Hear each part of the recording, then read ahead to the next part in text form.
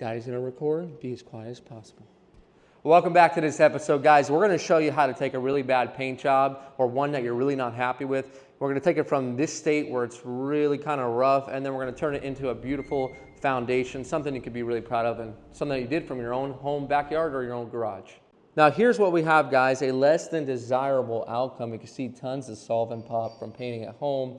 The good news is it doesn't look like we have really any fish eyes, just some dirt, some solvent pop. So what we're gonna be doing today is sanding down this surface and making it much shinier. We also did have a couple runs here where we were trying to really get the paint to come out of the gun. These are things you're gonna experience at home. We started off with taking a razor blade and taking the edges of the razor blade and grinding them down so they wouldn't be as rough. And then we did a little bit of cutting to the run, but in order for it to really be ready to get cut, it's gotta be completely dry. So you can see it really didn't cut too much, it didn't shave it too much. So we're back here the next day and we're gonna try a couple different methods that I feel will work. Now before we attack those runs, first let's see if we can even get this to a state where we can fix it. So what I'm gonna do is I'm gonna sand half the hood, I'm gonna buff half the hood, and we're gonna look at the results from this side and look at the results on this side, the old to the new, and see if there's a big difference. Now since this hood is so bad, we're gonna take it down first with 800 grit. And I'm using Ego Abrasive products in this video, and I really like their products because they cut well and they have a lot of different packages for do-it-yourselfers. So if you want a small pack, you don't have to buy the whole pack. But this is K800. It's their own proprietary grit, and it cuts much faster. And one thing I like about it is it cuts clean. So we're gonna use 800 grit here. You don't need to use this sandpaper. You can use any 800 grit, but this is the one I like to use. Now I will say that you don't really wanna start off with 800 unless it's really bad, and that's what we have here. So we have our little Milwaukee sander, and this is great because obviously no electric or air needed. And we're gonna take it down halfway, and we're gonna take a look. We're not looking to really flatten it out too much, just kind of open up the surface to make it easier to cut with our next grits.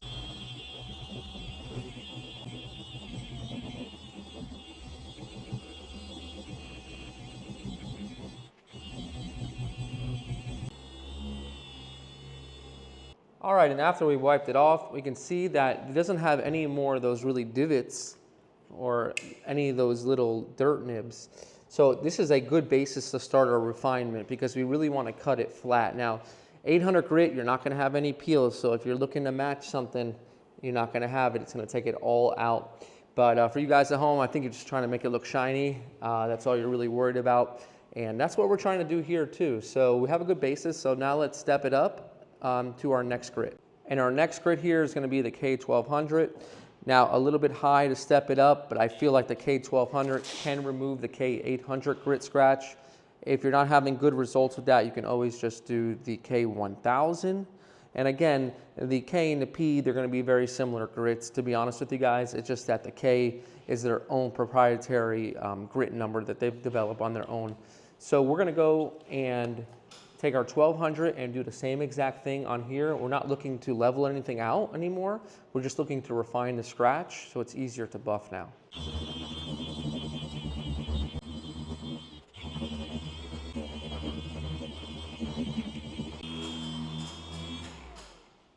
All right, we'll wipe it off. Now what you're gonna find in the next steps here as we move on is that the actual hood itself is going to pick up a little bit of, not shine, but it's going to be a little bit clearer. It's not going to be as dull. And this is just helping it get to the point where it's basically, it's ready to be buffed. Now we'll move up to our next grit. I'm going to go up to 2000. What I like about this sandpaper is it does come in both with the vacuum and with the regular without the holes. So we'll get a nice cut now that we don't have the holes there.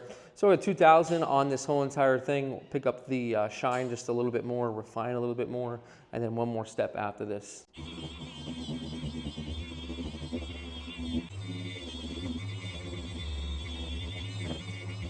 And we'll move on to our final step, our 3000 grit.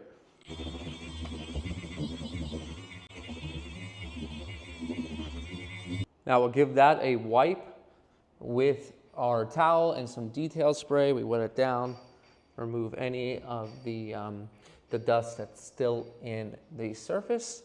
And if we take a look here, we can see that it's got a little bit of a shine back to it. We can see the reflection in the light. And then of course we have our original really bad paint on this side. So we're gonna go ahead and buff this up and see what it starts to look like, and we'll show you the results and what we're gonna use. All right, we're gonna be using the Milwaukee buffer. I love this buffer because it's very portable and it's great for things just like this. You can get around a whole car with it, but you're gonna have to change the battery quite a few times. And then we use the 3M Perfected EX. Now, this pad and this compound go hand in hand. You need to compound it. A lot of guys really can't get the scratches out, and that is because you're not using a compound. You need to use a compound. Now, detailers will tell you there's a million different ways to do this. I'm not a detailer, I am just a painter. So if I'm doing something wrong, please let me know in the comments. I would love to improve my methods on polishing as well. I like to start off with a small section and work it in, and then we'll work this area. The rotary polisher will really bring that shine back. Let's take a look.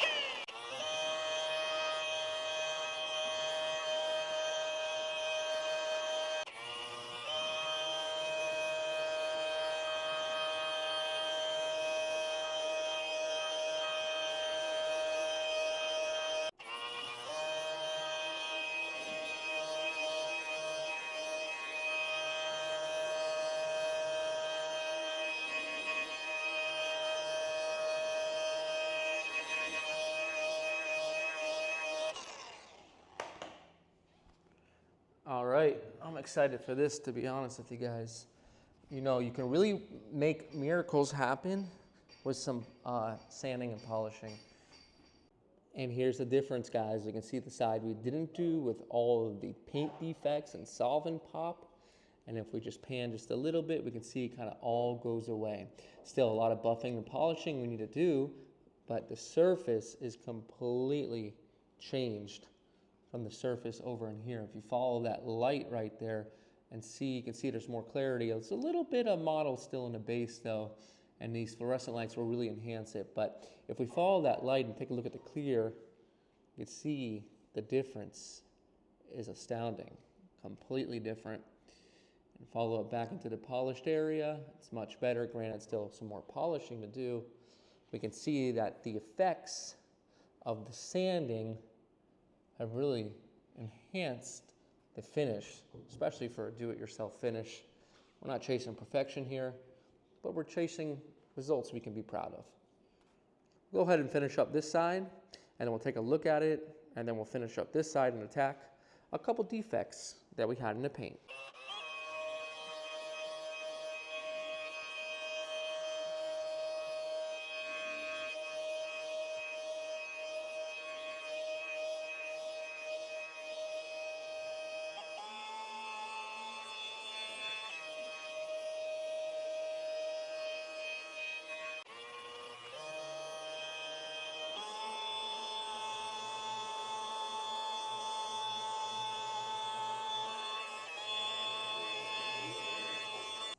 And after that full compound only, no swirl remover or polish on one side, this is what the one side looks like. We can see here the clarity of the finish. It's smooth.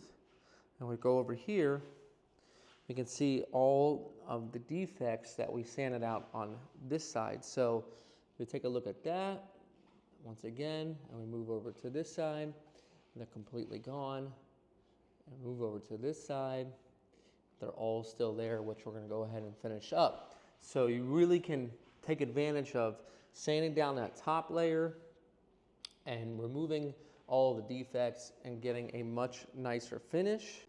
Now, before we move on to the other side, while I was buffing, I did notice a pretty big divot here now. It's pretty hard to see, but you're going to see it once I use this little toll cut and this 1200 grit. What I love about these is it's a firm block and it's an aggressive scratch.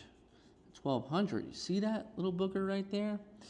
Now that one stuck out to me while I was polishing. There's no problem for this little block. It's going to flatten it out. Now the 800 grit from the original sanding, it just missed it. So this is a good time. If you find anything, you can go back over it, and you will have to sand this with 2000 and 3000 before you buff it again. So So that's the only downfall, is if you find something too late, you have to go back and re-sand and polish. And it can be a little frustrating, but that is completely removed. So we'll finish that off with 2,000 and 3,000. But let's attack these little defects that we have here, these little paint run defects that we have. We're going to show a couple methods I feel that will really work well for this. So we started cutting down this run with the razor, and it did okay, but I really like this fest tool. This fest tool has got me out of a lot of jams. And the reason why I like it is because it's a safe alternative to the razor. And the reason for this little rope here is it goes around your neck, obviously, but that little rope right there should be the distance that it is away from, or the angle that it is away from the actual panel. So that little angle right there is gonna be the most effective cut. So not vertical like that, but more right at the slightest of an angle away from flat is gonna be the best and most effective way to cut this run out. You can see that it's just really, really good. Now, in order to get a run out, it's gotta be rock hard, and 48 hours on this run is rock hard enough. So otherwise you'll just rip the run. So you really wanna focus on getting it completely flat. Otherwise the sandpaper is just not gonna be able to do it quite as well as this. Now it's only taking the high spots of the run and it's shaving it completely down to meet the surface of the rest of the clear coat that we're going to be polishing out. Now we want to get this out as good as we can. See if we can get it as almost perfect as we can. And now one thing I like is on this actual tool here, it's got these little cutouts. Now as far as I know, the 1 stands for 1,000 and the 2 over here stands for 2,000. And this little groove right here is so beneficial because watch this. You see the little edge here? It's a little tough to get. Well, it's not a problem with this. So if we zoom in just a little bit here and we fit it into the groove, this is gonna cut that edge completely down. Now this is really good for like the edge of a door, or this fits right into the run. Like if you have a dripper, that's like a 1-line dripper, you could fit that right on the edge there. And this is gonna completely cut it out without affecting anything else. This is why I love this tool so much more than using that razor blade. It's just a lot more effective. Yeah, it's about 80 bucks, I believe, but this will get you out of a lot of pickles. You see that? How well that's doing? So when do you stop? Well, you kind of stop once you feel like the head or the top of the run is just about even with the rest of the panel. And the good thing about this is a flow coat, or it's clear on clear. So we have clear underneath this. So if there was any instance that we did break through, which we're not planning to, we would only really be hitting clear and not base coat. And if we get a little closer and we look at this, in full disclosure guys, if this was at the shop, this would have been repainted. Because to get out a run, it's gonna have solvent, most likely all the time, inside of it. So it's gonna have these little dots in it filled with solvent. And you're gonna find the most amount of solvent at the edge of it. So it will be here. The good thing about this color is it's got like metallic, kind of glittery, so it will hide it a little bit better than like a flat black or just like glossy black, I would say, with no metallic. Well, this one over here is really not that bad. It didn't get any sort of solvent in it, so this should flatten out really good. You can see we can really get on it hard once the clear coat is nice and dry, and that will flatten out. But yeah, this fest tool is amazing. So let me see if I can knock it down a little bit more.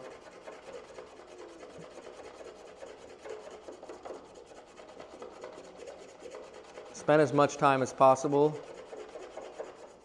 in this stage to get it as flat as possible. All right, now I did a little bit more off camera and I got this really flat. I'm actually feeling really good about it, to be honest with you guys, especially in this area. Now another little area that some paint ran off the edge of the hood, and why I love this little fest tool. Like if you buy anything that's for paint defects, it's gonna be this little guy. I mean, it's just so handy. Literally, it fits right in your hand, you can do everything with it. But this will take off that little run on the edge there. It's just like, you know how they kind of drip off and then They kind of just hang out there. Well, this will level it off for you and just take it off without ripping it. You don't want to do what I just did because that will ruin it. So hopefully it's still okay. So if you're gonna have a run or anything, make sure you do this stuff first before you do all the other sanding, because you're gonna have to refine this. All right, we just want this to be smooth enough.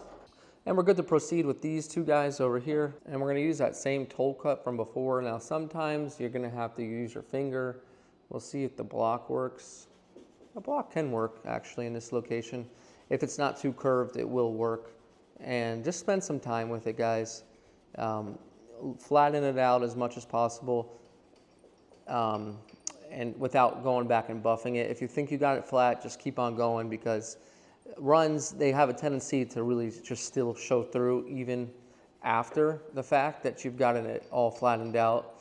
That's why I don't really like sanding runs and polishing. I just repaint, because you can always catch a run, whether it's the ghosting of the run or the flatness of the sanding area, because you did it in an area where there's OEM peel or texture.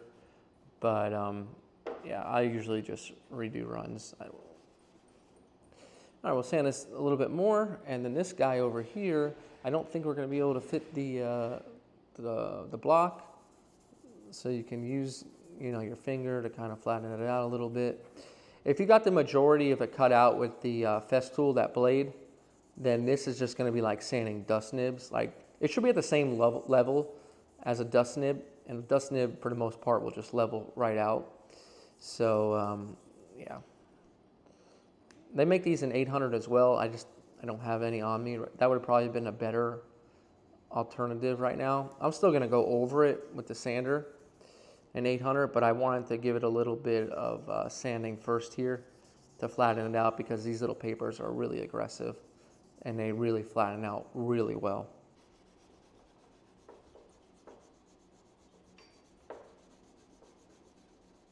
All right, so that's sanded down. There's a little bit of solvent in these runs right here. You can see a lot of solvent in this run over here. This is an at-home project, guys, so I think a lot of you will be happy with just getting it to look a lot better than what it was. And that's what we're planning here with this project. So let's kick it into high gear. We're gonna 800 this side. We're going to a 1200, 2000, 3000, and then buff it up and then see what everything looks like and get this thing back onto the truck.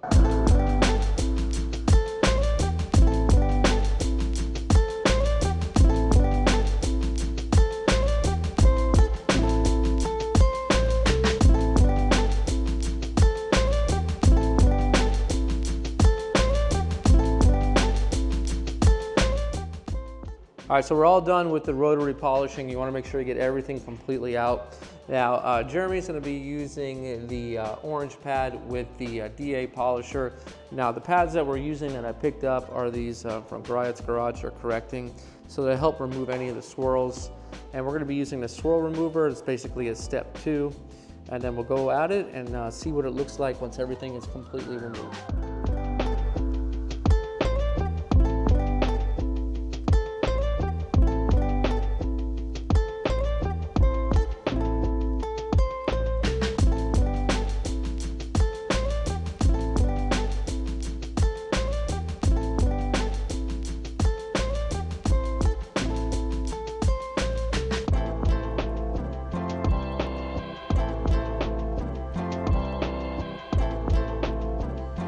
All right, here it is, guys, after the polish. Now, we did a good polish. When we get it back in the sun, Jeremy might have to go over it again. That's usually how polish is. But take a look at the area here where the run was. It's completely flat. You can see the remnant still of the solvent from the run, just barely, but that is completely removed as far as the run is concerned. It really, really, really flattened out really nice. Really happy with that. This guy over here, it's pretty much non-detectable, and the rest of the panel itself, I mean, the gloss is there. It doesn't have any of those imperfections, but with the fluorescent lights, it's really messing up the way it looks. So let's get it out in natural light so I can really show you how great this thing looks. And this is the car, the truck, you guys remember it. So this is the quarter panel that we did lower here with spray cans, the rust repair. Check it out, guys. This thing is looking banging still just a few months later. Absolutely beautiful spray can paint job. And it's holding its gloss out of that 2K. Look at my reflection. This is a non-buffed finish right here. And I'm really happy with the way this came out if you guys watched the video. So make sure you check that out if you didn't already. Really cool things you can do with some spray cans. And we'll also be doing these fender flares on this truck. We'll be taking them off. That'll be our next backyard project to get these all painted up. I actually have both. Does this stop anywhere? Like, or Sort of right there. See the little groove it kind of sits in? Yeah, you can rest it on it for now. Okay. I'll put it in. Just okay. let me get one in. All right, so I'll just hold it.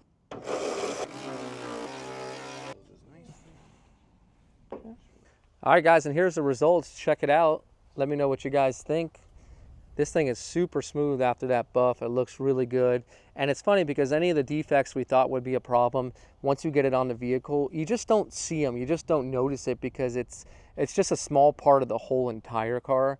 And look at the shine that we were able to obtain just by doing some simple sanding and buffing. And I'm very proud that I did this right at the house. We had some issues and we were able to overcome them, and it looks really good. You know, the color is similar. It's not perfect. We can blend the fenders if we need to, but we'll see if Jeremy wants to do that. If it really bothers him, we can do that. But let me know what you guys think of the finish here. I mean, it's look at the clouds.